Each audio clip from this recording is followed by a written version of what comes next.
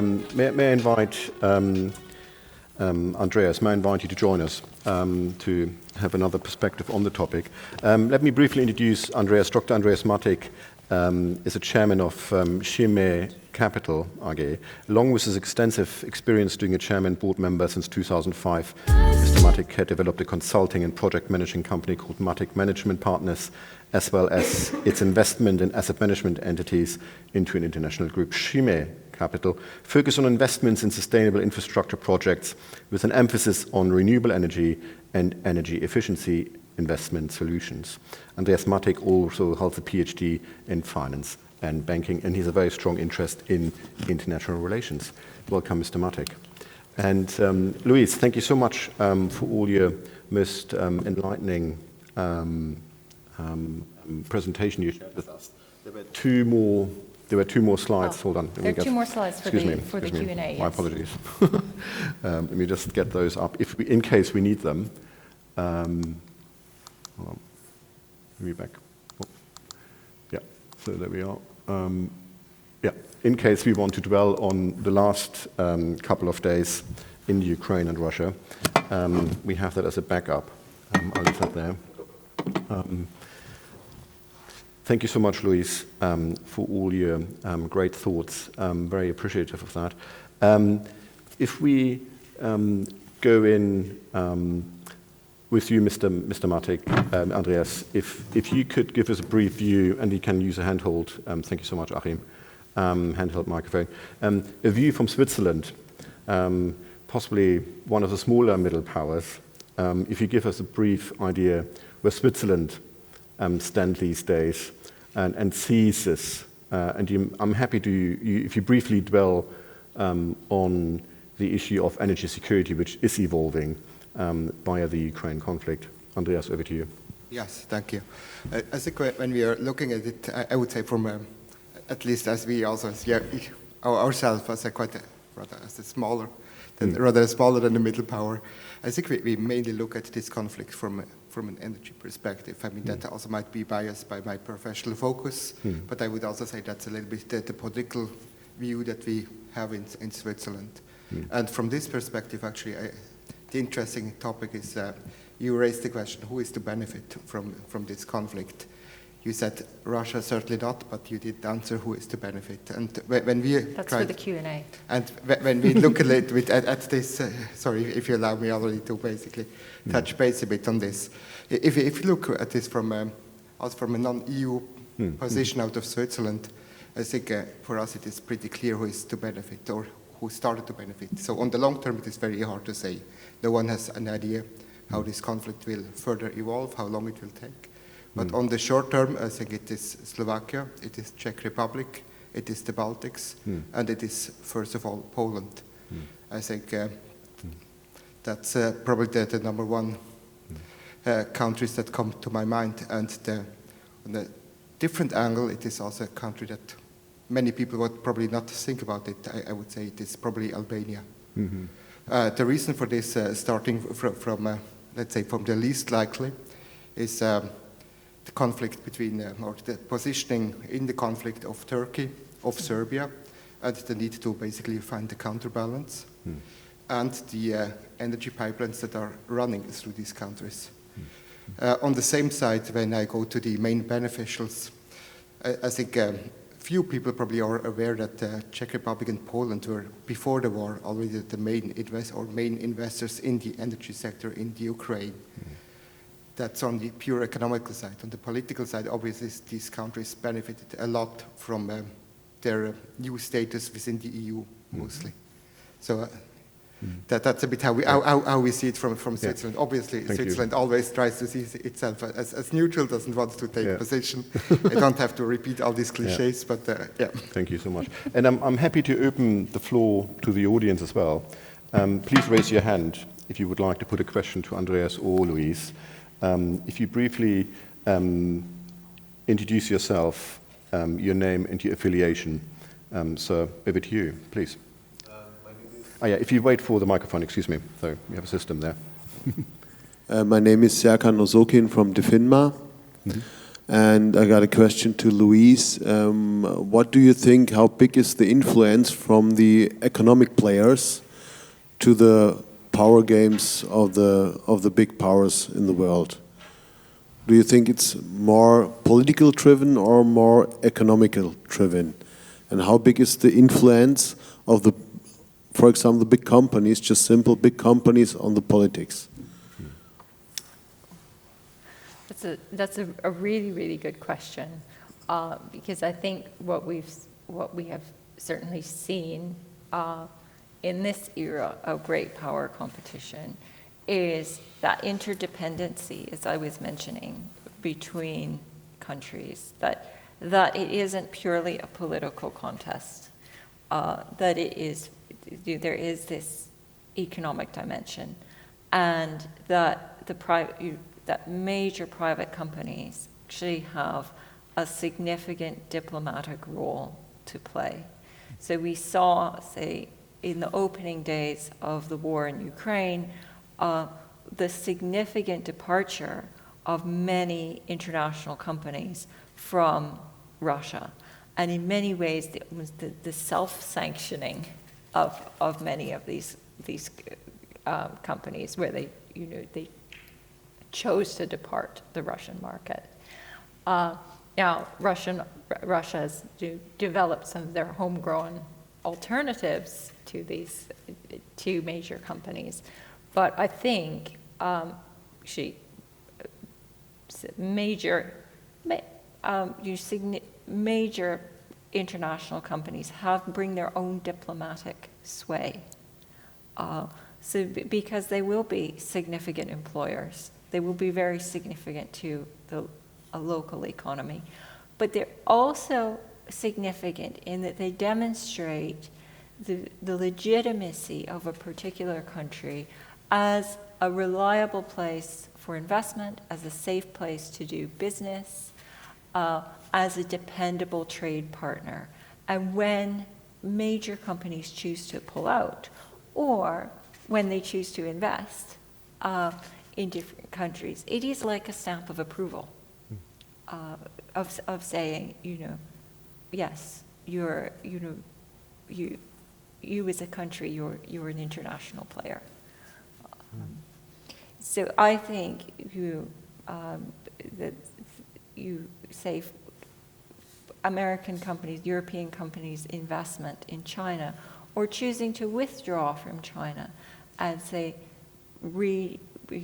move their factories elsewhere, say moving factories to India, that is very significant. It's a significant statement in their belief in the security situation. Is this somewhere where we want to do business long term?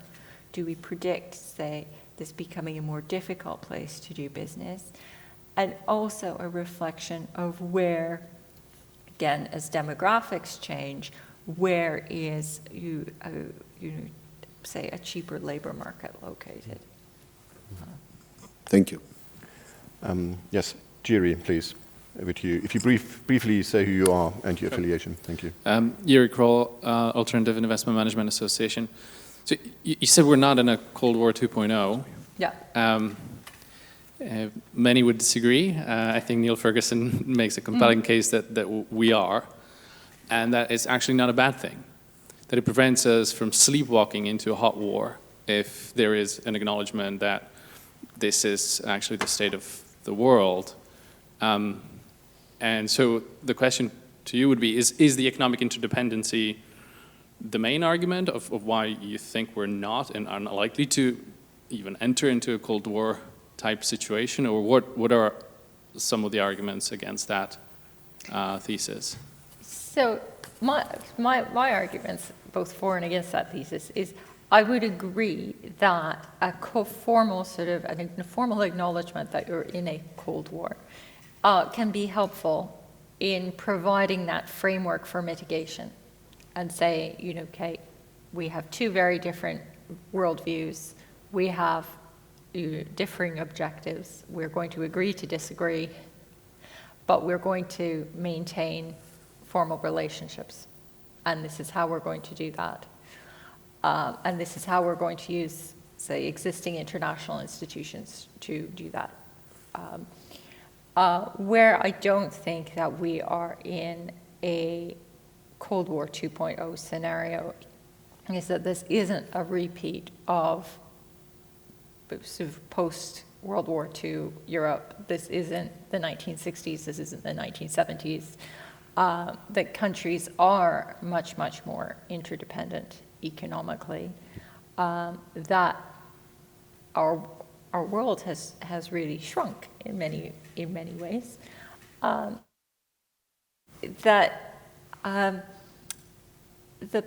The politics of that post-war era have, both domestically in these countries and also internationally, has shifted. So, for example, Russia today doesn't behave, Russian leadership today doesn't necessarily behave the way that the Soviet Politburo did. So using Cold War 2.0 as a shortcut and saying, oh, it's just like the Cold War again. I mean, mainly with China. With China, would say that it, again, it isn't the same. It would be helpful for China and the United States to frame their relationship as a Cold War, but not as a repeat of the past Cold War, if that makes sense. See, we're having a Cold War, but we're having it not the same as the first one. as the first one.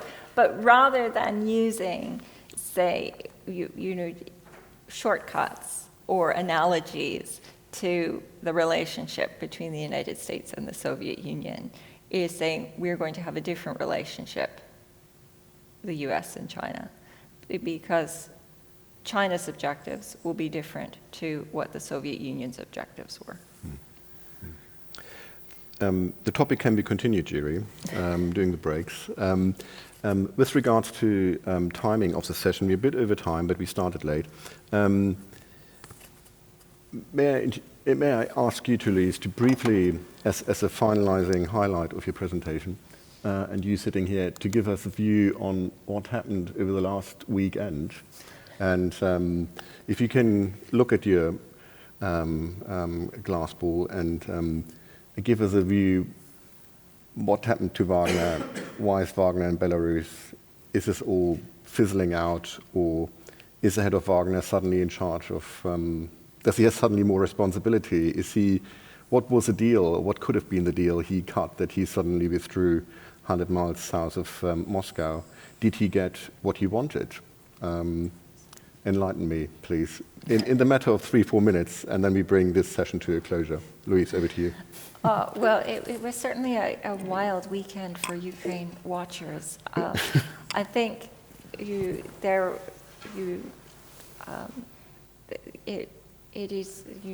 will have given rise to 1,000 rumors of what is going to happen, and what is going to should Mr. Prigozhin stay away from windows and teapots and things like that.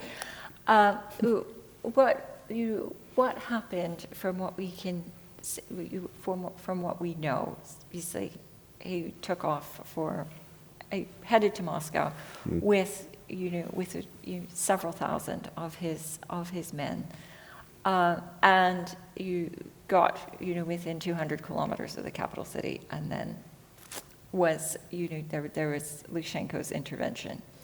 Could we call this a coup? So I've been debating this with several colleagues over the past few days. Was it a coup or not? Or not really a coup, an almost coup? And I think it was definitely a challenge to Putin's power and to his authority, but the Wagner Group didn't seek to overthrow the government. So in that way, it wasn't, your classic military coup. And really, Prigozhin took aim at General Gerasimov, the Army Chief of Staff, and Sergei Shoigu is the defense minister, and took and Surovikin, who is the general in charge, who was the general in charge of the Ukraine theater, and took particular aim at those individuals rather than sort of going after Putin himself and saying, you know, I want to replace the president. I'm going to take over. So it is definitely a challenge to Putin's authority. What's interesting is that Russian media has really downplayed this. There have been, we see, statements by Putin in response to it, but Russian media isn't reporting on this a great deal. It's very much, okay, nothing to see here, carry on. Now, it will be interesting to see what happens to the Wagner Group. Now, members of the group can head to Belarus and follow their leader. And there's also the option of returning to their families or signing a contract with the Russian military, which wouldn't make them wouldn't put them on the same contract as existing Russian soldiers and officers, wouldn't give them the same rank and all that sort of thing, but would mean that their contract of employment was with the Russian state as opposed to the Wagner Group. And I believe that Wagner will be allowed to continue its operations overseas, which may be why Mr. Prigozhin was allowed to remain in exile in Belarus, and that charges of treason were dismissed. Okay. What is happening? So it will be very interesting to see who becomes the fall guy for this. Whether it will be General Gerasimov or General Surovikin, who really hasn't been heard of very much. Yeah, he's gone missing. He's gone missing since the weekend. I think it's also really significant to note how much Russia depends on private military companies. The Wagner Group is the best known of these private military companies, but there's a plethora of them operating. There's even one that I believe the defense minister sits on the board of the... So how many other private military companies are being entertained? Oh, more than 16. More than 16, okay. So, I mean, Wagner's just a more visible, it's certainly a more visible one, and it has been much more expeditionary. But companies like Gazprom, for example, are allowed to have private military, where it's essentially a private military company, to provide security for their oil, ostensibly to provide security for their oil installations. But part of the reason why Russia is so reliant on private military companies is that if you're using private contractors, you're not having to call up your reserve, you're not having to have the numbers. I believe that it was estimated that Russia would need an army of 7 million people. You don't need to draw on that from the general population. So you can continue your special military operation without upsetting the Russian public. Yeah, no body bags coming home officially on camera. Yeah. Yes, which has previously played very, very poorly, if you think of, say, the end of the campaign in Afghanistan. But I think it also points to the fact that Putin is aware of the weakness in Russian society. This is a weakness in terms of this war hasn't been universally popular. It is not a great patriotic war. It's not a war of national survival that the whole country has rallied behind. And there is, I think, that he's aware of the danger of fracturing Russian society, which is why you might outsource it to a private military company. Thank you. On this note, I'd like to bring this first session to a close. Louise, thank you so much for your great presentation and answering all our questions. Louise will be around throughout the day. Please get in touch with her. doing any breaks and put any other questions you might have to her. And Andreas, thank you so much for giving another perspective from Switzerland and the other smaller winners or beneficiaries of the current conflict. Please put your hands together to thank both of them.